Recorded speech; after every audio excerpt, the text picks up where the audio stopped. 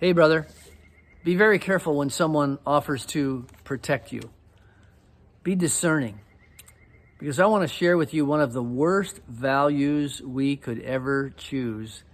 And we find it in chapter 6 of Nehemiah. And it's a value called safety. A man comes to Nehemiah in chapter 6 and he says, let's go into the house of the Lord. Let's close the doors of the temple because there's a plot to kill you by night. This man is offering safety to Nehemiah.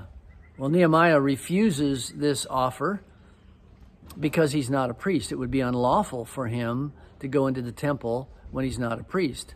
But he also rejects it because he's on a mission and he recognizes, I can't seek safety above everything else. You see, safety is a lousy value. Obviously, we want to take obvious precautions when we drive a car, when we ride a bike, when we go in a boat, we want to wear a life jacket.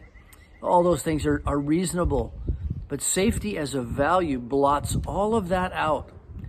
And it makes it impossible to pursue anything with any kind of risk.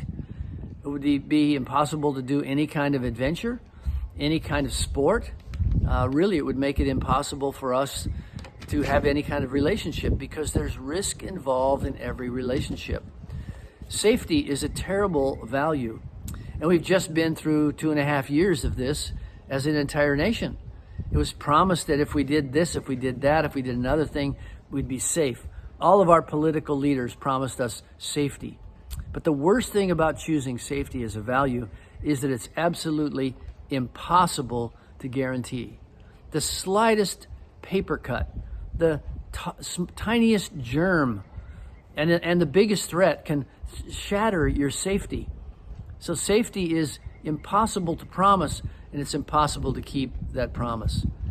Today, I want to encourage you to not choose safety as a value for yourself, for your family, for your business, for your adventures, for your physical life or your emotional life. Rather, seek clarity, seek some adventure in your life, seek obedience to what Jesus is telling you to do.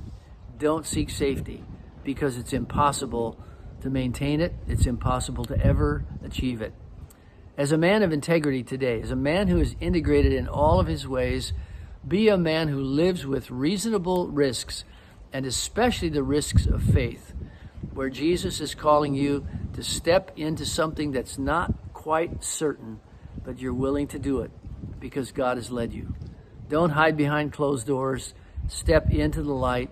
Be a man who is actually dangerous and adventurous and risk-taking today. May God bless you.